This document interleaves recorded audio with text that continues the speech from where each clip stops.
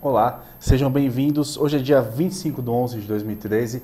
Esse é o Cozinha Profissional TV, o seu programa semanal aqui pela UTV, direcionado ao setor de food service, todo esse mercado de pizzaria, padaria, rotisseria, restaurante, todos esses negócios de alimentação fora do lar. Antes de começar o nosso programa aqui, queria falar da nossa revista, né? A gente já está desenvolvendo aí a nossa última edição do ano, que vai ser a edição do prêmio. Vocês estão acostumados com a edição do prêmio em janeiro, fevereiro, referente ao ano anterior. Esse ano a gente adiantou essa edição. Então, como vocês estão acostumados também, o quarto ano que a gente está no prêmio, é um prêmio que é feito em cima da votação de vocês a respeito das marcas mais lembradas. A gente sempre frisa que não são as marcas que você usa, as marcas que você mais tem contato, mas as marcas mais lembradas em diversas categorias. Esse ano são mais de 50 categorias que a gente tem, se não me engano, algo em torno de 52 categorias, por aí eu preciso confirmar isso, mas que vão ali desde alimentos, desde do arroz até passando por forno combinado. A gente pega serviços, atacadista, faculdade, né, instituição de ensino, e com essa votação a gente faz essa revista. Então você vai conferir nas páginas da Cozinha Profissional da edição de novembro, dezembro, as matérias sobre esses produtos, indicando quais foram as marcas mais lembradas. Nesse ano a gente também teve uma pesquisa de mercado em cima das pessoas que participaram, bem interessante. Vale a pena conferir informações relevantes para o setor, né? Bom, apresentar aqui para vocês, como sempre, a Juliana à minha esquerda, que faz a parte da interatividade aqui com o pessoal da internet. Juliana, tudo bom? Boa tarde, Thiago. Boa tarde a todos. Vou deixar nossas redes sociais. O nosso Twitter é @cpfoodservice. O nosso Facebook é /revista Cozinha Profissional. Nosso e-mail redacal@cozinhaprofissional.com.br. Lembrando que eu estou logada aqui no chat da UTV. Você pode mandar seu comentário, sua sugestão, que a gente vai responder aqui no ar. Certo, Juliana. Lembrando, hoje o nosso tema é culinária espanhola. É uma culinária muito interessante, até pelo ponto de vista histórico. A gente tem a questão da influência dos ingredientes ali, até pela região geográfica, né, do país. E fora isso, tem aquela questão de família, que isso é muito presente em algumas culinárias, especificamente na espanhola tem isso bem forte também. E para falar sobre isso, eu estou aqui na minha direita com o Fábio Benedetti. Errei de novo, né, Fábio? Benedetti, isso.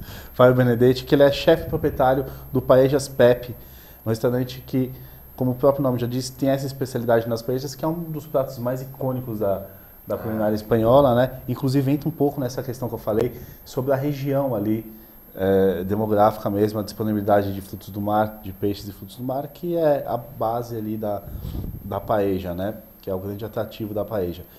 Fábio, queria começar aqui o programa pedindo para você se apresentar, falar como é que você começou nesse setor. Você explicava aqui também antes que não tinha nada a ver, né, com não tinha nada a ver. Bom, primeiro, boa tarde para todo mundo. A paella é uma história de família, né? Então, nossa família é misturada, é parte espanhola com italiana. Então, sempre na nossa família a gente teve o contato com esses tipos de culinária, tanto da Itália quanto da Espanha, e a paella era um prato a mais, né, familiar. Então, com o restaurante foi surgindo depois, mas a gente sempre teve o contato com isso desde criança. Eu me lembro de ter paella nos nossos almoços festivos ou de domingo, e isso foi uma coisa bem no início mesmo. Sempre nosso avô, quando veio da Espanha, já trouxe a receita, então a gente sempre teve esse contato, e o restaurante foi bem depois, né? No contato na parte profissional de gastronomia, na parte de alimentação fora do lar, foi bem depois mesmo. E você contava que também que teve na verdade, uma força. A gente sabe que isso acontece às vezes no mercado, mas é um pouco diferente você abrir um estabelecimento para atender certo público. Vocês abriam no final de semana só, e teve uma força do público que fez com que vocês expandissem e chegassem na posição que vocês estão hoje. Com quantos anos, Fábio? Então, em março agora a gente vai completar 15 anos. Tá? Então foi exatamente isso. Na verdade, a gente nunca teve a pretensão de abrir um restaurante. tá? Como eu disse, a receita era da família, paella, todas as famílias espanholas têm uma receita de paella, isso é fato. E quando o nosso avô veio para o Brasil, ele trouxe a receita da família dele e a gente preparava em casa.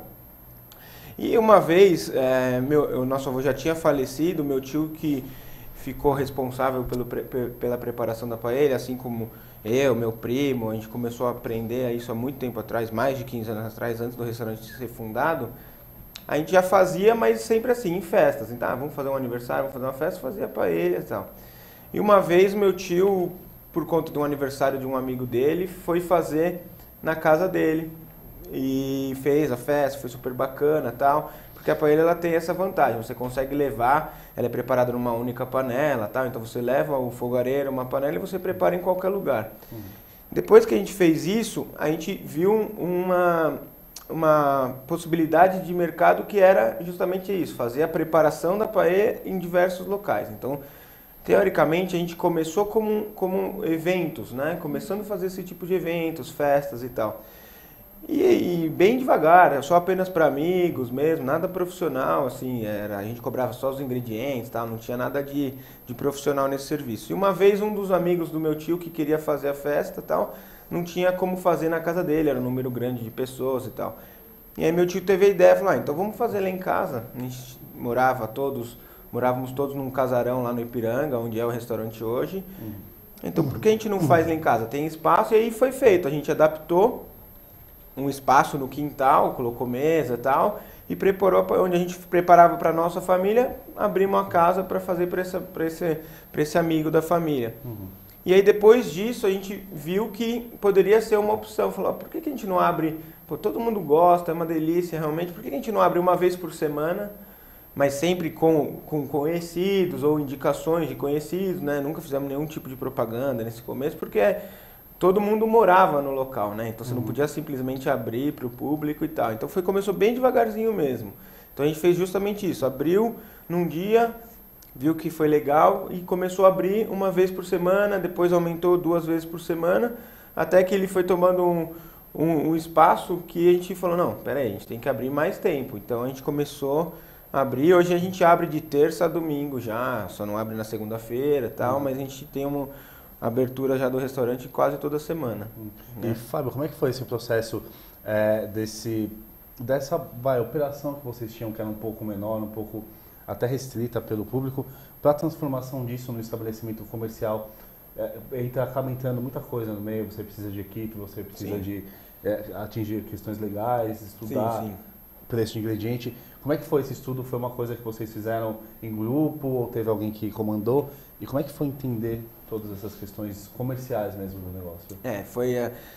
Digamos que foi bem devagar esse processo, justamente porque no começo era só o pessoal da família que realmente fazia. Então, minha tia, minha mãe, meu primo, meus irmãos, minhas primas, todos estavam envolvidos desde o começo, mas assim, todo mundo com empregos e negócios paralelos, né? Então, todo mundo trabalhava num outro lugar e tinha um restaurante durante o final de semana como atuação. Então, até por isso, eu acho que foi bem devagar o processo, porque a gente demorou até para envolver outras pessoas, porque era uma coisa pequena mesmo, foi crescendo. Mas depois de um tempo que a gente viu, não, realmente é isso, aí o meu tio que só se dedicava a isso, o meu primo que trabalhava em banco saiu para cuidar dessa parte, ele fez administração, então ele também conseguiu gerir bem essa parte da administração, criar procedimentos que é necessário, tal, criar política de preço, política de tudo isso, a gente ajudava, mas eu estava, por exemplo, nessa época eu ainda estava mais dividido entre meu outro emprego, né?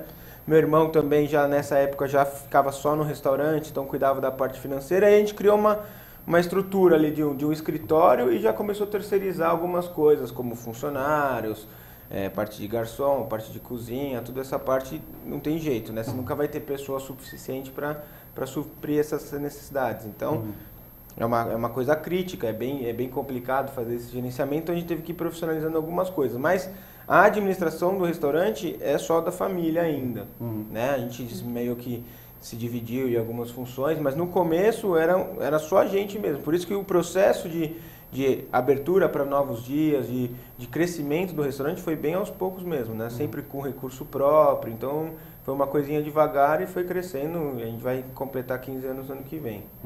E interessante, né, Fábio? Você fala dessa administração familiar, várias pessoas da família administrando, mas também várias pessoas da família colocam a mão na massa para fazer a paella. Sim, sim. Então, a família administra, mas também é responsável pelo preparo da paella. Então, por exemplo, eu, meu primo, minha tia, a gente cuida da parte de administração, mas sempre a gente que está preparando a paella no restaurante ou nos eventos, que a gente continua com o serviço. Então, a gente foi se aprimorando com o tempo, mas a gente meio que exige que a tradição familiar permaneça no preparo da paella, porque é uma receita familiar. A gente tem outras pessoas que preparam a paella também, mas são pessoas que estão há muito tempo com a gente acompanhando todo esse processo, né? Porque a gente não quer perder essa característica de ser uma coisa familiar, né? Um negócio familiar. Você acaba tendo que trazer o seu colaborador para a família, de certa forma. Exatamente. Ele estando inserido no ambiente há bastante tempo, ele é praticamente um membro da família, porque é sua família que está ali no comando, na administração, então a pessoa se sente envolvida na família também. Tem algum tipo de receio de passar receita? Não. A receita a gente tem vídeos aí mostrando, a gente tem disponível no nosso site, isso não tem problema. A receita é livre, é que o nosso preparo no restaurante sempre vai ser de alguém da família, né? Mas a receita, toda receita, a pessoa vê preparando ao vivo, né? Não tem nem como a gente esconder a receita, porque lá no restaurante a gente prepara para ele ao vivo no salão, para as pessoas verem e acompanharem. Então, não tem, se a pessoa chegar cedo e ficar ali vendo, não tem nem como eu querer esconder que ela vai ver todo o preparo. Essa é mais uma curiosidade do estabelecimento, né, Fábio? Tem bastante procura, porque hoje em dia a gente tem principalmente se a gente for falar de São Paulo, a gente tem essa necessidade, muitas vezes, de se alimentar rápido. Óbvio que isso no final de semana, no almoço de família, não é um fator tão decisivo assim. Mas tem procura pessoal que vai para assistir mesmo, e qual que é o comentário, qual que é a razão da pessoa ir até lá assistir o preparo que ela vai comer? Tem bastante procura, porque é o que você falou, às vezes o pessoal está tão na correria que você não se atenta para alguns detalhes. Lá no nosso restaurante, a gente tem muita procura de gente que quer chegar cedo para acompanhar o preparo. Ou seja, se a pessoa realmente chegar cedo, na hora que abrir o restaurante, ela vai ver a paella sendo iniciada até a finalização. Então, um tempo de preparo de 1h30, 2 horas, ela tem disponível ali para ficar assistindo. Eu acho super interessante, tem tido bastante procura, porque é o que você comentou. O pessoal está tão na correria que acaba não dando atenção para essas coisinhas. E aí você tem um lugar que você pode, se você tem um dia que você pode levar mais tempo no almoço, no jantar, aí fica muito mais agradável. A pessoa consegue tirar dúvida, perguntar, eu faço em casa, por que você faz assim, não faz aquilo? E aí ela consegue interagir com quem está preparando para ele, tirar dúvida, dar sugestão, e aí fica muito agradável a conversa. O pessoal gosta justamente por isso. Às vezes é uma pessoa que faz paella em casa, mas aí está com dúvida em alguma coisa, na hora que ela vê, ela tira a dúvida, já resolveu a questão que ela tinha, às vezes, para ficar um pouco melhor, para ficar mais colorida. Eu queria que ficasse mais colorido, mais amarelinho, como é que faz e tal. Sempre tem esse tipo de dúvida. Na verdade, vocês criam um momento de família de vocês, mas também tem um momento de família, de repente, de quem vai ali. Um momento, de repente, está bebendo alguma coisa, tá acompanhando, está conversando. Exatamente. Que é uma coisa que até falta hoje em dia um pouco, né? Esse tipo de clima de família. Sim, hoje em dia os serviços são muito frios, né? São muito frios. Você senta, vê um garçom, não que seja mal educado, mas é frio, né? É impessoal o negócio. Você não conhece quem fez a comida para você, quem fez a comida não conhece quem está comendo, e fica naquela separação, né? Lá não, lá você está conversando com quem fez, você tira uma dúvida, você dá um palpite, dá uma sugestão, fica bem mais pessoal o atendimento. Né? Acho que isso é um diferencial hoje em dia, né? Porque a gente vai num restaurante, a gente nem vê a cozinha, não vê a comida sendo preparada, e lá eles têm contato direto com chefes que, enfim, você pode tirar dúvida, como você falou, e é muito interessante. Hoje é praticamente raro a gente ver isso aqui. É bem difícil, apesar de às vezes você ter uma cozinha que tem um vidro que você consegue ver, mas você não sabe se é o seu prato ou não que está sendo feito, você só vê o pessoal trabalhando, higiene, essas coisas que é importante, tem que ter, mas você não tem o contato pessoal com a pessoa, né? E Fábio, você acha que esse modelo, mais a gente pode falar um serviço que vocês têm dentro ali, uma forma de preparar o prato, de até entreter, unir as pessoas, isso fideliza? Você tem bastante cliente que volta e que vai ver de novo, vai comer de novo? Tem muito. A gente tem muito cliente que vai e volta com outras pessoas, com outro grupo de amigos ou com foi a trabalho, depois leva a família, depois leva a namorada, depois que casou volta. A gente tem muito cliente de muito tempo que vai sempre, tem um cliente que vai morar fora do Brasil, quando volta tem que ir lá no restaurante, traz gente de fora, porque aquilo é uma coisa diferente. Não é melhor nem pior, mas é uma coisa diferente. Então, às vezes, a pessoa quer alguma coisa diferente, quer um conforto, quer uma coisa mais pessoal. Então, às vezes, você traz uma pessoa de fora, você não quer levar ela num restaurante de alta gastronomia que ela já conhece. Vamos num lugar diferente, tá? Num lugar diferente, vamos conhecer outras coisas, né? Então, tem bastante procura e tem bastante retorno das pessoas que vão, sim. Eu acho que, inclusive, isso, Fábio, ele vai de encontro ali com um assunto que a gente sempre aborda aqui, que é aquele garçom que você pergunta para ele o que tem no prato e ele não sabe te dizer. Nesse caso, é uma coisa completamente diferente, porque você pode perguntar na hora que está fazendo, mas o que você está colocando? Por que você está colocando isso? Exatamente. Existe, eu acho que é interessante, mostra certo respeito pelo cliente até fazer esse tipo de coisa, né? Fábio, voltando para a questão da administração, depois eu vou querer abordar no segundo bloco um pouco mais sobre essa questão da gastronomia espanhola mesmo, mas falando da administração de vocês, ela é com várias pessoas, né? Como é que é essa organização? A gente sabe que restaurante familiar, aqui principalmente, não sei como é que até que é fora, provavelmente também tem isso, mas requer uma organização melhor, requer controle financeiro melhor e, de certa forma, você precisa ter cada um com a sua função definida, né? Sim. Como é que funciona isso lá no País das Pepe? A gente, depois que foi definido que teríamos mais gente na administração, que a gente juntou mais, por exemplo, eu saí do meu outro emprego, fiquei exclusivamente no restaurante e tal, a gente fez uma reunião em família, os sócios, né, do restaurante e definiu algumas funções bem definidas que cada um seria responsável de acordo com a aptidão, digamos assim, de cada um, né? Então, por exemplo, eu fiquei responsável pela parte de marketing, divulgação, que foi a área que eu estudei. Meu primo ficou responsável pela parte de produção, administração, produção mesmo, dos eventos, do restaurante, que ele estudou administração. Meu irmão pelo financeiro, minha outra prima por vendas, outra por RH, minha irmã.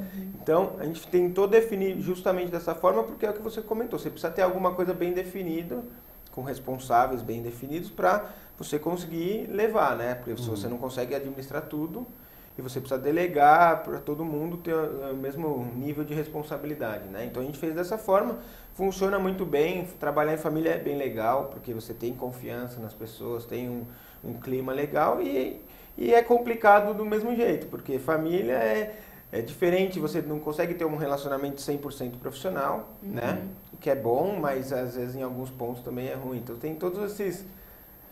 Tem essas diferenças, mas é bem gostoso, é bem agradável trabalhar com a família. Só de curiosidade, Fábio, quantas pessoas da família aqui fazem essa pergunta parte? agora. Porque quantas? Tem bastante gente. Não, né? tem bastante gente. Na administração nós somos em 6 netos, né? Netos e irmãos, né? Fomos criados juntos todos, então... E somos em 6 que prepara para ele, tem minha tia, minha mãe... Só o meu irmão que não prepara, então são 5, mais 2, 7. Da família que preparam são 7 pessoas. E aí, que prepara, eu digo, a parte de delivery, a parte de eventos, a parte de restaurante, além de a gente ter funcionários, chefe e cozinheiro no restaurante que fazem também, que participam. Mas falando da paella, a gente somos em 7 na família que prepara. Eu acho que nem todos tinham a consciência da administração, né? Sabiam administrar um negócio. Como é que foi esse processo? Até mesmo para você. Não sei se você já nasceu com esse dom, mas não, como é que na foi verdade, isso? a parte de administração, eu estudei a parte de marketing, de engenharia, eu tinha uma noção, meu primo estudou administração, meu irmão também. As minhas primas trabalharam em empresas... em banco, então tiveram noções de como funcionam as empresas, mas foi aos poucos, foi aprendendo no dia a dia, errando e aprendendo, eu tenho dúvida nisso aqui, quem sabia ajudava, e foi aos poucos mesmo. A administração agora, hoje eu acredito que a gente já está bem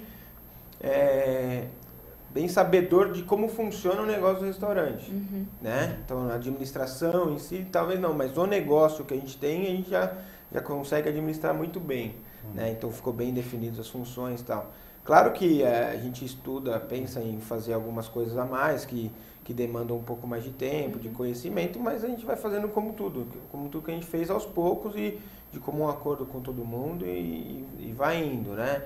Eu acho que pode ser que surja uma oportunidade ou outra que a gente tem que ver quais as possibilidades que a gente tem para fazer, mas a administração está bem definida hoje, né? São melhorias que a gente tem que fazer contínuas, mas nada que atrapalhe hoje, mas é o que você falou, no começo a falta de noção em algumas coisas poderia ter prejudicado, mas todo mundo se ajudou para conseguir fazer. Perfeito. A gente tem muita particularidade no setor de alimentação fora do lar, né? Mas assim, a gente conversava aqui também, antes do programa começar, Fábio, sobre a diferença que tem. A gente tem muito no setor, é o caso do chefe que sempre cozinhou, que vai estudar e vai abrir um restaurante e tem esse choque que ele tem que ter com a administração. No seu caso foi o contrário, né? Você começou administrando, por mais que você já fizesse a receita da paella tradicional da família, mas você já está procurando, já tá estudando mais sobre gastronomia, já estudou inclusive, né? Terminando. Como é que foi esse caminho inverso para você? Você pegou gosto pela gastronomia, você foi estudar porque você sentiu que precisava? Como é que foi a sua escolha e o processo do então, estudo? desde o começo, meu tio começou iniciando, ele tinha aprendido a receita primeiro, né? Eu e meu primo, o filho dele, a gente se interessou de imediato porque a gente era muito próximo ao meu tio e a gente adorava comer a paella, assim como ele, então se interessou de cara por conta disso. Mas depois, com o tempo, a gente viu a necessidade, a gente começou a fazer a paella, estar no restaurante profissionalmente. Então eu sempre brincava, não era um chefe, não sou um chefe, a gente era cozinheiro, a gente era paelleiro, né? A gente é especializado realmente na nossa receita. Mas com o tempo a gente viu a necessidade de aprender mais coisas, por quê? Pra gente, justamente aquilo que a gente está comentando, expandir os negócios, expandir as oportunidades, expandir. Então, muitas vezes você está em contato com outras pessoas, outros chefes, então você tem que também ter mais conhecimento para você conseguir conversar no mesmo nível, você ter conhecimento de outros pratos ou harmonizações, o que combina, quais as variações que você pode fazer dentro do restaurante, não perdendo o que a gente não quer, a característica familiar, mas também de ter outras opções, outros pratos. Então a gente, justamente por isso, eu e meu primo fizemos durante esse último ano um curso de capacitação na área gastronômica, justamente, né? A gente está aprendendo, terminando agora em dezembro, uma parte de cozinha internacional, passando por francesa, espanhola e tudo, e para a gente ter um maior conhecimento, eu acho que vai ajudar bastante no futuro aí para o nosso restaurante também. Perfeito, Juliana. Você acha que a gente tem bons profissionais aqui, até as pessoas que não são da sua família? Como é que é essa preparação, ainda mais para culinária espanhola, talvez tenha uma especificidade na hora de preparar a comida, assim? A gente tem bons cozinheiros, obviamente, e também eu queria fazer uma pergunta em relação a que a gente tem jovens cozinheiros, né? Pessoas muito novas. Eu não sei a idade dos seus familiares, mas pelo jeito você é bastante novo e talvez eles também sejam. Você acha que essa nova geração aí vem com tudo, realmente está preparado para isso? Em relação aos profissionais, é bem complicado, acho que não só na nossa área, em qualquer área, você encontrar bons profissionais, mas existem, tanto que a gente tem vários lá com a gente, são muito bons. A gente tem um chefe de cozinha formado que é muito bom, está com a gente há bastante tempo, é parte da família praticamente, todo mundo ele acha que ele é nosso irmão, primo, porque além de tudo é parecido com a gente fisicamente. E tem um cozinheiro que é o que a gente comentou, não é chefe, mas é um cozinheiro que tem o dom, né? Você sabe, quando a pessoa sabe mesmo cozinhar. E é o que você falou, a característica da cozinha espanhola não é tão difícil de ser aprendida, porque ela é muito parecida com a nossa. Ela é a comida do dia a dia, sem falar em alta gastronomia, estou falando da cozinha familiar espanhola, é bem parecido com a gente, com a italiana, que é bem difundida aqui no Brasil. Então, não tem muita dificuldade. Aprendendo, a pessoa vai ter dificuldade nenhuma em preparar. Então, esse não é o caso de ser tão crítico por ser espanhola. Mas é assim, a capacitação é complicado você recrutar e selecionar pessoas, bons profissionais, mas a gente conseguiu e tenta manter isso sempre lá no restaurante. Agora, a parte dos novos, eu sou o mais jovem, dos 6 primos eu sou o mais novo. Mas sim, eu sou mais novo e minha prima, que é a mais velha, tem 5 anos de diferença. Então é todo mundo praticamente da mesma idade. É difícil, os mais novos têm que vir interessados, né? A gente tem um gap grande aí, tem uma distância grande. O mais velho da próxima geração tem 13 anos, então a gente tem um tempo aí até a nova geração vir e se interessar pelo negócio. Mas acho que se tiver oportunidade, eles são muito mais talentosos em tudo, não vai ser na culinária que não vão ser, né? Então, os mais novos aí, a terceira geração da família, tem bastante gente aí para ajudar. Filho e sobrinho é o que não falta na família. A gente vai abordar, inclusive, no próximo bloco um pouco mais, eu quero fazer isso da gastronomia mesmo. A gente está chegando ao final do primeiro, mas antes de fechar o bloco, eu queria fazer uma última pergunta, até para a gente introduzir esse tema no próximo bloco. Como é que você vê a aceitação da gastronomia espanhola aqui em São Paulo? A gente não pode, óbvio, que a gente não pode falar que existe... A gente teve recentemente, até agora, a moda dos tapas, né? Que tem ali um elemento espanhol. Mas independente dessa moda, no geral, no tempo que você acompanha, teve queda, é estável? Como é que é essa procura?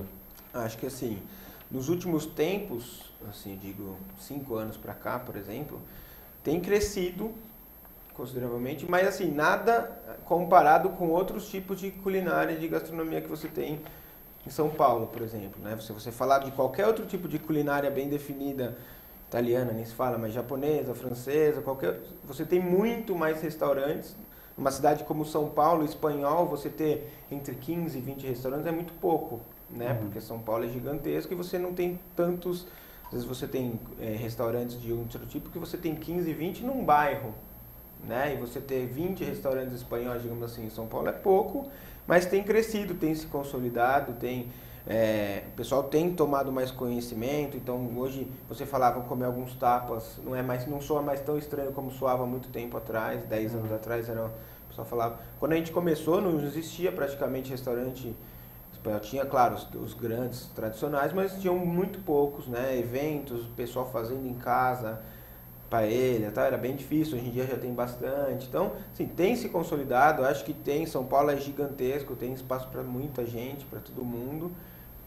E eu acho que é mais difícil, porque não é tão, digamos assim, conhecido do pessoal, está sendo conhecido aos poucos, vai crescer muito, mas dificilmente vai chegar no nível que outras culinárias já alcançaram, né? A gente tem bastante influência italiana em São Paulo, né? Muito. Mas eu acredito que o espanhol estaria num segundo lugar ali, porque a gente também tem bastante aqui. Tem muito. Espanhol, Portugal também. Não, sim, a comida lembra muito, o pessoal gosta, quando às vezes não sabe nem que é espanhol, aquilo que já come há tempos e tal. Mas a cultura espanhola não é tanto de associação, não é tanto de criar comunidades. Então os espanhóis não se juntam como os italianos se juntam em feiras, os japoneses em colônias. Então é por isso que talvez a colonização espanhola seja gigantesca, mas você não tenha tanta coisa espanhola, porque eles acabaram se juntando e criando necessidade de clubes ou de restaurantes mesmo, de fundações, diferente das outras culinárias, das outras comunidades, né? Certo, mas com certeza é uma culinária que tem bastante influência no Brasil e em São Paulo também, né? A gente vai falar um pouco mais sobre isso no próximo bloco. Estamos chegando aqui à hora do intervalo já. Vou chamar o intervalo, daqui a pouco a gente está de volta.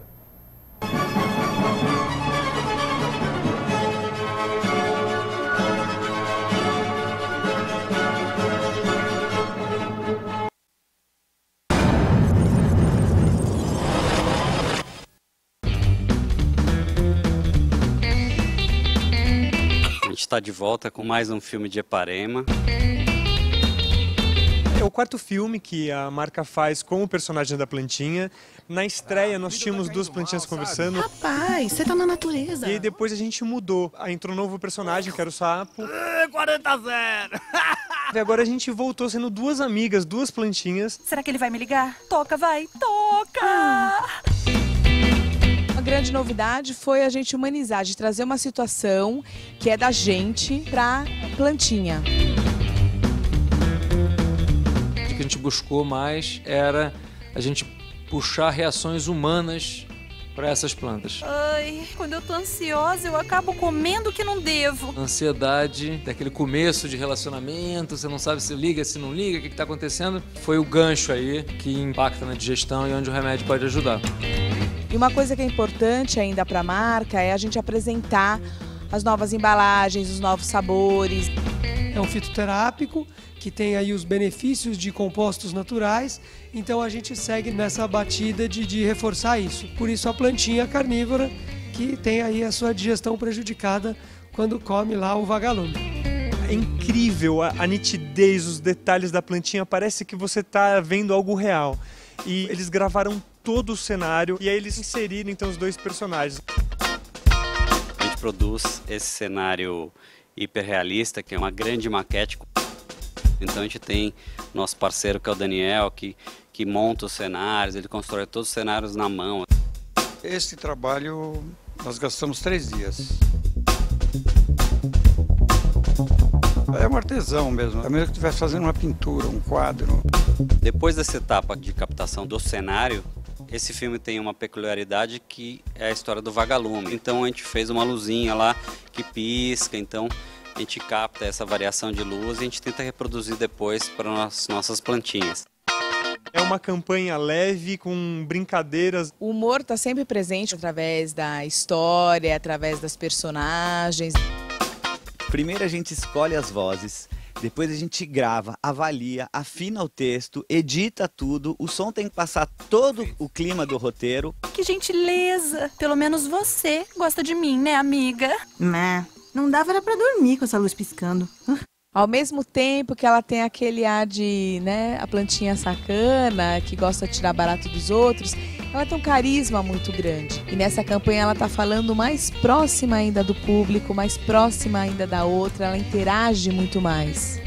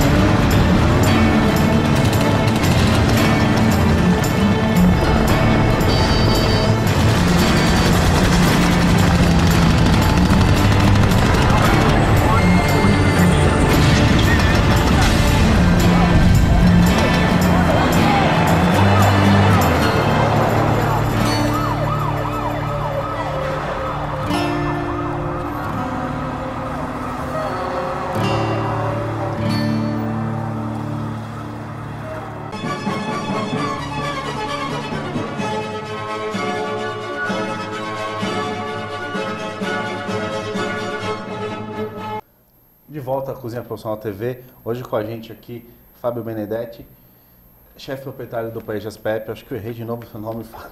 Sem problema. Desculpa. Tá certo. A gente terminou o primeiro bloco falando sobre a aceitação da culinária espanhola aqui. Agora no intervalo a gente conversava, vamos ter aqui pro Fábio, eu queria que ele falasse ao vivo sobre a experiência dele na Espanha quando ele foi. Você encontrou coisas parecidas, você trouxe mais ideias, você teve lá, aliás não foi nenhuma viagem a trabalho, né? Mas não. Como é que foi essa experiência? O que você viu lá? Então, eu estive lá agora em 2012, fiquei 25 dias e todos os dias praticamente eu comia paella, jamón, todo tipo de comida que a gente gosta na família, e estando lá nada melhor do que experimentar no local mesmo, né? Então, a culinária deles é demais, você comendo lá é totalmente diferente, você aquela comida de abundância mesmo. Por isso que eu falo que é bem parecido com a italiana, é bem parecido com a brasileira que a gente está acostumado. Então, qualquer lugar que você para comer, para beber alguma coisa, eles te servem alguma coisa para comer. Eles ficam, eles gostam de ver você comendo em grande quantidade, bastante coisa. Então, não existe aquilo lá de você pedir alguma coisa e vir uma porçãozinha pequena, só aquilo, né? Pode vir pequena, mas vai vir várias coisas, né? Então, é demais você comer lá todo dia, você comer a paella, jamón, queijo e a culinária deles realmente é fantástica. E a gente falava também, Fábio, sobre a questão dos tapas, né? Que chegaram no Brasil aqui há um tempo, já fazem sucesso. A gente tinha até eventos direcionados, como o Fábio está falando, que vai começar aqui o Tapas Week. Mas como que é isso lá? Isso acontece lá? Em que momento que os consumidores procuram esse tipo de opção?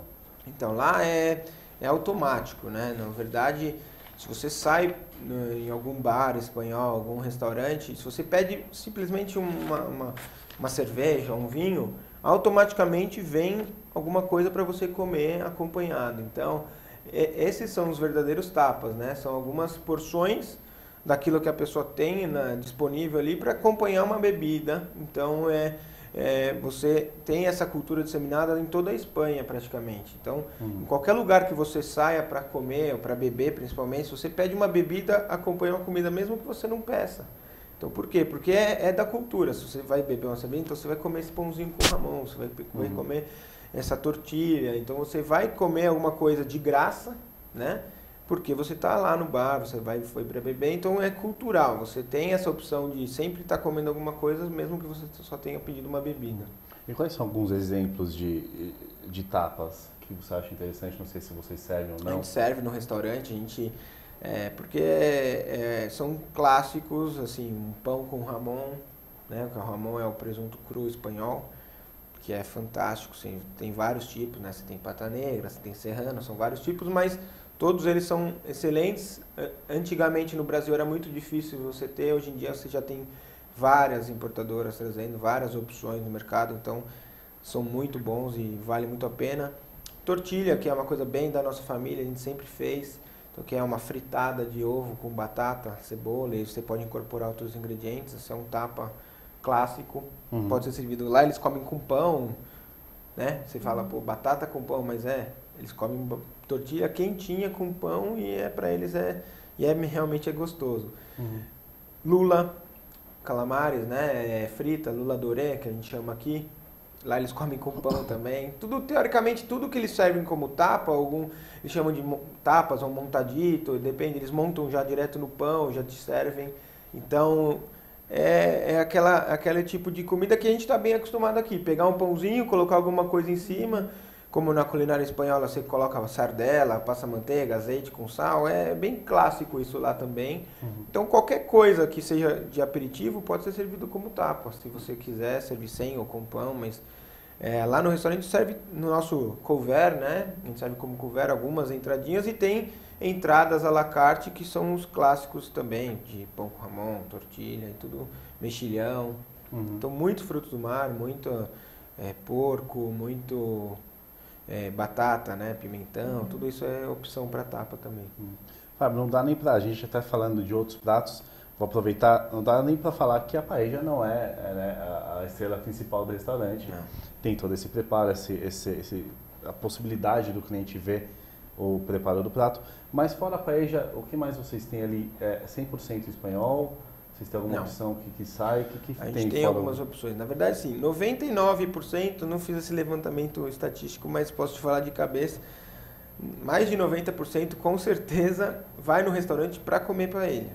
Tá? O restaurante chama Paellas Pepe justamente por isso, porque a gente prepara, a pessoa vai para comer aquilo. A gente tem outros pratos, óbvio, porque tem muita gente que quer acompanhar, mas que às vezes não come um fruto do mar, não come algum ingrediente específico da paella, então a gente tem outros pratos justamente para isso, tá? Mas a gente tem pratos que não são espanhóis. Então, por exemplo, eu tenho o filé mignon com arroz, batata e tal. Por quê? Às vezes você tem uma criança, então não é uma culinária 100% espanhola. Mas a grande maioria dos nossos pratos à la carte são pratos típicos. Então eu tenho tenho pescados, eu tenho... Mas isso é um prato internacional, né? Não tem nada... Eu tenho arroz negro, que aí é um clássico espanhol, é feito na própria tinta da lula. Eu tenho paella vegetariana, que às vezes a pessoa não gosta de alguma coisa, ou é vegetariana, a gente faz também à la carte. Mas a gente tem uma variedade também de pratos da cozinha tradicional.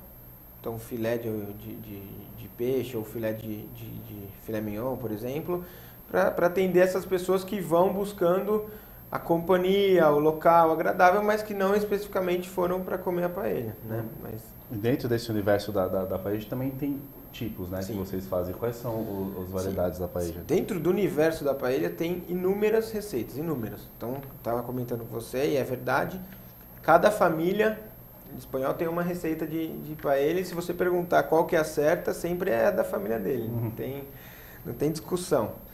A nossa, a gente chamou de paella do Pepe, porque Pepe era o nosso avô, o restaurante chama Paellas Pepe em homenagem a ele, que trouxe a receita. Então, a que a gente faz no salão, grande, todo mundo se servindo, é a paella do Pepe, tá? Isso não muda, porque é o que trouxe, que é a paella do restaurante. Aí você tem outras opções, como paella vegetariana, a gente tem uma paella que a gente chama de paella do senhorito, tem bastante saída, por quê? Porque ela é um pouco mais nobre, ela não leva nada com casca, ela não tem mexilhão com casca. Então, pessoal, eu quero uma paella um pouco mais elaborada. Eu na paella do Pepe normalmente uso lagostim, camarão, do senhorito eu uso lagosta. Tá? São variações que a gente tem para atender algumas demandas que podem surgir, mas mesmo assim, 90% para cima se servem da paella do Pepe, que é o carro-chefe e a estrela do restaurante realmente. E esses ingredientes, quando a gente fala de frutos do mar, a gente tem um trabalho muito complicado. Você precisa ter entrega sempre do produto fresco ali. Às vezes são produtos específicos. Se a gente for falar até de qualidade, de repente padrão de tamanho, né, quantidade que vem ali de carne no pescado. Como é que vocês trabalham isso? Vocês conseguem achar aqui no Brasil? Tem alguma referência ao produto espanhol, algum produto que vem de lá? Como é que funciona a seleção e a compra de ingredientes? Frutos do mar, hoje, 100% Brasil. Tá? A gente já teve época de comprar alguma coisa ou outra importada, né? Porque a dificuldade era grande, às vezes, de encontrar alguns tipos de ingredientes no Brasil. No começo do restaurante, a gente que ia comprar de madrugada, naqueles horários específicos que você tinha chegada dos produtos frescos, para você comprar no padrão que é necessário para o restaurante. Porque você vai montar uma paella para 50 pessoas, você não pode ter vários tipos de tamanhos de frutos do mar na mesma paella. Então você tem que ter esse padrão realmente. E hoje em dia a gente já tem uns fornecedores específicos que trazem para a gente em dias programados, sempre fresco, porque essa é uma grande preocupação, né? Você tem que comprar fresco e você faz o controle de congelamento desses ingredientes, né? Você não pode já comprar congelado, porque aí você já não tem garantia de que isso vai estar tão fresco assim. E a parte de importados, que infelizmente ou felizmente a gente tem que manter, por exemplo, o açafrão. Você não tem no Brasil fabricação, o açafrão espanhol mesmo, que é aquele em estigma, né? Que vem das flores lá da Espanha. É produzido em outros locais do mundo, mas a gente sempre traz o espanhol. E assim, Ramon mesmo, original da Espanha, que a gente serve no restaurante, tem que vir importado. Existem produtores nacionais, mas a gente ainda utiliza o espanhol, porque tem diferenças ainda, né? Então, o tipo, a raça do porco, o que eles comem, só tem em certas regiões da Espanha. Então isso a gente tem que manter. Agora, no mais, os ingredientes da paella são encontrados aqui no Brasil. Então, são legumes, vegetais, então o que você tem aqui... Claro, uma coisa ou outra, quando o nosso avô chegou, ele teve que fazer adaptação, né? Tanto que originalmente, na nossa receita, na família dele, ele preparava com coelho, né? Não que não tenha coelho no Brasil, mas quando ele chegou no Brasil, ele solicitou coelho para fazer a paella, o pessoal falou, olha, que coelho não é tão bem aceito, realmente, o pessoal tem um pouco mais de restrição ao coelho, e aí ele adaptou desde o início a frango. Então a gente faz a paella com frango, né? Coxa, sobrecoxa, desossada, tudo. Mas foi uma substituição de acordo com a região. Lá ele não utilizava, ele teve que começar a utilizar quando chegou aqui. Perfeito. Juliana?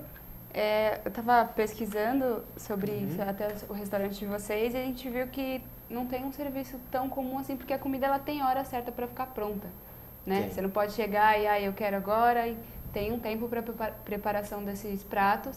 Como que é esse serviço? Tem horas determinadas lá para o pessoal comer? Como que é isso? Porque assim, desde o início a gente se propôs a fazer o serviço como se fosse a nossa família. Então, a nossa família era assim, você fazia a paella para a quantidade de pessoas que você ia ter na festa, ou no jantar, no almoço, e todo mundo se servia daquela paella quando ela ficasse pronta. Então, desde o início a gente não quis mudar isso. Então, a gente sempre solicitou, desde o primeiro dia do restaurante, que as mesas fossem com reserva, tá? Hoje não é tão obrigatório, mas a gente sempre indica e pede para quem puder fazer a reserva. Por quê? Porque a paella demora 2 horas para ficar pronta, no mínimo, né? Podendo demorar um pouquinho mais, de acordo com o tamanho e tal. Se você não tiver o número de reservas, o número de pessoas que vêm, você não tem como você preparar, a não ser que a pessoa chegue 2 horas da tarde e fale, não, tudo bem, eu espero 2 horas para ficar pronto o meu prato. Entendeu? Não, hoje em dia, é o que você falou, não tem tempo, as pessoas não têm essa disponibilidade, não têm esse interesse. Então a gente pede para ser reservado, porque de acordo com o número de reservas, a gente prepara a quantidade de paella para todo mundo comer à vontade. Tá?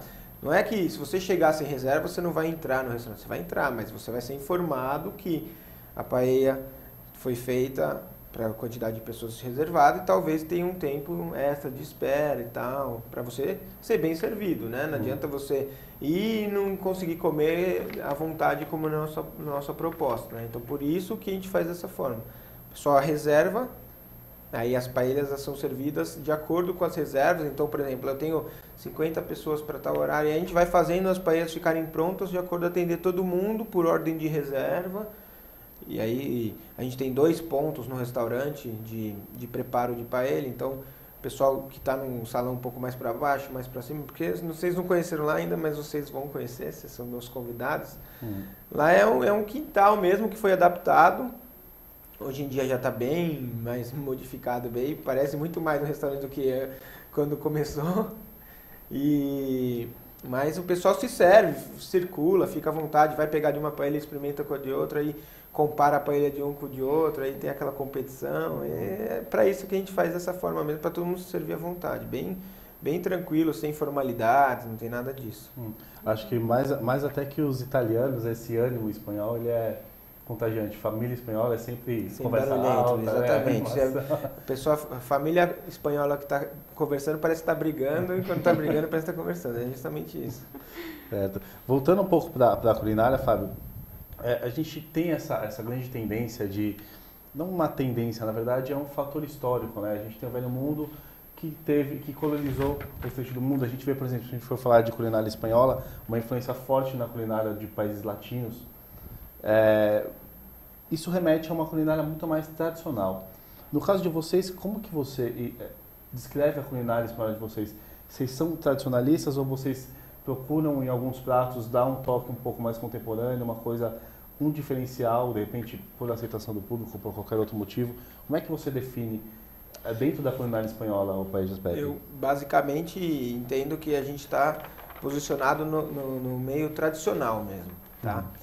É aquilo que a gente estava conversando, voltando um pouco de onde está caminhando essa modernidade, né? Então, lá no Paella Pepe você encontra o contrário do que teoricamente muita gente está indo, que a modernidade está levando, que é a coisa de antigamente. Você se sentir em casa, você tem uma coisa bem informal, você tem uma comida que te remete conforto, você ter aquela coisa de você conversar com as pessoas, às vezes pessoas da outra mesa fica amigo, porque é aquilo, né? Informalidade, né? Se você for aberto para uma experiência, você pode sair de lá conhecendo gente, porque não tem muita formalidade, né? Daqueles restaurantes de alta gastronomia que você vai na sua mesa, é mais reservado e tal. Até por ser um quintal, por ser da família, a gente não conseguiria nem se a gente quisesse fazer isso, né? Então, porque não foi ao contrário, né? Foi uma casa que foi adaptada para um restaurante e não ao contrário. Então, a gente não conseguiria nem se a gente quisesse fazer essa coisa de alta gastronomia realmente, negócio mais formal. Então, por ser nosso gosto e pelo ambiente, como foi feito o restaurante favorecer, a gente se posiciona como bem tradicional mesmo.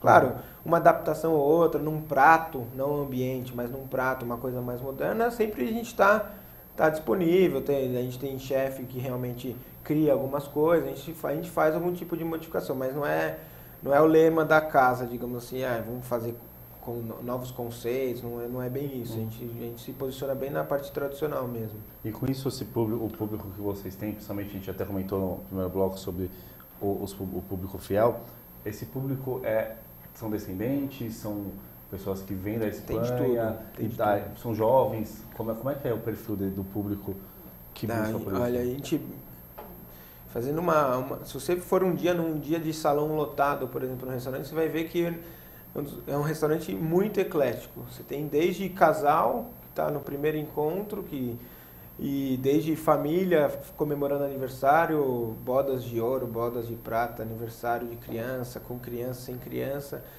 levando amigos, levando profissionais. Então, às vezes, uma reunião de trabalho, o cara quer levar num lugar mais informal. Tudo depende, mas não tem uma cara específica do público. É bem eclético mesmo. Você tem de tudo quanto é tipo de gente, de pessoa, vai lá no restaurante.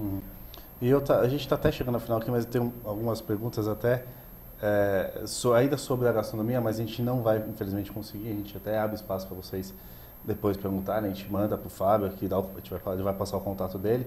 Só que antes disso, eu queria frisar que vocês também têm a questão dos serviços de delivery e de eventos. Sim. Isso foi estruturado, pelo que eu entendi, até antes da operação como restaurante. Mas como é que dentro da administração de vocês, ter essas divisões, que é bem diferente, né? Sim. Fazer um evento, por exemplo, você Totalmente precisa levar a estrutura de equipamento, você precisa levar o alimento, precisa levar a equipe. Como é que é essa estruturação e qual a diferença que isso faz no resultado final ali, no desempenho comercial do estabelecimento? Tá. Realmente, os eventos eles começaram antes que o restaurante, mas uma coisa levou a outra, né? Um complementa o outro, assim como o delivery, mas a gente começou realmente com o evento. É uma coisa, você tem menos custo fixo realmente, mas você tem o maior trabalho de levar, então é muito mais difícil você preparar uma paella fora do seu ambiente, da sua zona de conforto que é o restaurante. Você tem tudo na mão, todo mundo acostumado, e você fazer um evento é bem diferente. Mas é um serviço que é um dos... Assim, a gente tem muito público para isso, a gente faz muito evento, final de semana quase sempre cheio de evento. Por quê? Porque é uma coisa diferente, foge do tradicional. Então, você vai fazer uma festa de aniversário em casa, o que você pensa de cara? Vou fazer um churrasco, vou fazer uma pizza, como chamar uma pizza, tal. E a paella é uma coisa diferente, então tem crescido muito os eventos de paella, porque realmente é diferente. Então, tem cliente que todo ano faz paella no aniversário, ficou marcado. Então, os convidados dele, a família dele já sabe que... Então, é uma coisa bem diferente, bem legal de fazer. A gente faz bastante e tem um retorno muito bom. Por quê? Porque a gente tem como, tendo um restaurante, a pessoa vai fazer uma festa em casa para 50 pessoas sem conhecer. Então, é muito mais fácil você ter no restaurante, a pessoa vai no restaurante e experimenta. Né? Se você é um buffet só de eventos, você luta contra essa desconfiança das pessoas, porque é normal. Você vai chamar um serviço na sua casa para uma festa que é para ser um momento super importante ali para seus convidados. Sem conhecer, é muito difícil. Então, você tem no restaurante, a pessoa vai. Às vezes a pessoa vai fazer um evento com a gente, liga, fala, não, vem aqui no restaurante, experimenta. Tira essa sua insegurança, né? Porque se você não conhece, você fica realmente com aquele pé atrás. Sim. Então, ajuda muito você ter um restaurante para fazer os eventos, e também fazendo os eventos você traz muita gente para o restaurante. Porque a pessoa conhece você ali, você tem restaurante? Tem. Então, já volta. E o delivery também ajuda bastante, porque o evento a gente faz a partir de 25 pessoas. Mas se você tem uma família de 10 pessoas que você quer fazer um evento legal em casa, você tem a opção de pedir um delivery. Né? Então a gente tem panelas, a gente entrega na própria panela, a gente prepara, combina com a pessoa o horário que ela quer comer, e aí a gente entrega na própria panela quentinha. Então ela coloca na mesa com a decoração que a gente faz lá no restaurante, com um monte de camarão e lagostinho em cima. Ela abre a caixa, abre o papel alumínio que vai estar quentinho, vai ter uma panela com a nossa paella feita por um dos nossos chefs, a gente, da família que fez, na mesa de casa para 10, 15, 20 pessoas. Tá? Então, o delivery também tem crescido bastante, foi um dos últimos serviços que a gente estruturou mesmo profissionalmente, a gente sempre fez, mas assim, pega, bota no carro uma panela e leva. Hoje em dia não, a gente desenvolveu o serviço, agora tem entrega, tudo certinho, com horário marcado, com caixa, com panela, tudo, e a panela fica com o cliente. Então você pede um delivery, vem na panela e a panela fica com você. No próximo pedido, você troca, ó, quero trocar a panela que eu tenho, aí você tem um desconto no pedido, então ficou bem bacana. É um serviço interessante, é né? Muito legal, e a gente entrega São Paulo todo. A gente entrega Grande São Paulo, ABC, porque não é igual a pizza, né? Uma pizza você tem que pedir alguma pizzaria perto da sua casa, porque a pizza esfria, não tem jeito. A paella, ela vai na própria panela, ela não tem esse problema de esfriar em meia hora. Ela pode ficar 2 horas na panela ali que ela vai se manter bem quente. E outra, é uma panela. Se você precisar, você coloca na própria boca do fogão, com uma instrução que a gente manda já tá na nossa embalagem. Você esquenta ela em 5 minutos e já deixa ela quentinha novamente, sem perder nenhuma característica. Então a gente pode entregar. Então a gente entrega ABC, a gente entrega a Faville, a gente entrega em qualquer lugar, a gente consegue chegar. A mesma opção que tem do cardápio do restaurante pode Praticamente ser... todas as opções. Tem algumas coisas que justamente não vou entregar um petit gâteau no delivery, né? Então algumas coisas são restritas para o delivery porque não tem sentido, você não consegue entregar numa qualidade legal.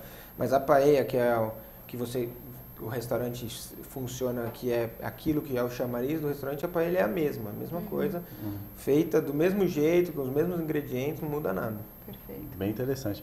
Agora, antes de eu pedir para o Fábio passar os contatos dele, eu vou fazer, acho que é uma pergunta que eu vou falar que as pessoas que estão assistindo querem saber, mas acho que eu também, no fundo, quero saber. A harmonização da paella. Vamos falar, eu sei que vai mudar de receita para receita, né? Mas vamos falar da paella do Pepe. Eu vou fazer um chute aqui, para ver se eu acerto. Não vou ser tão específico, claro, mas eu acredito que seja ali com vinho branco. Um rosé no máximo, não sei. Qual que é a harmonização mais indicada para a paella nesse caso específico? A minha memória afetiva sempre leva a harmonizar a nossa paella com vinho branco, vinho verde, que era o que meu tio adorava tomar. Ele só tomava um certo tipo de vinho e realmente combina, né? Frutos do mar, frango, não tem como você fugir disso aí, não tem como errar, né? Se você pega um vinho branco bem gelado, um rosé, uma delícia, uma cava, rosé, harmoniza perfeitamente. Mas sou obrigado a fazer um parênteses que no nosso restaurante a grande estrela que harmoniza com a nossa paella é a nossa sangria, que não foge também de ser uma bebida gelada, né? Suave, não é nada forte, né? A gente faz com vinho suave, não faz com vinho muito seco. Então é uma bebida que harmoniza porque ela leva refrigerante de limão, frutas e vinho suave, né? Com bastante gelo. Então também harmoniza muito e é a grande estrela assim, de bebida assim, de 9 em cada 10 mesas tem uma sangria, pelo menos, que combina muito. Também, sim, né? Sim.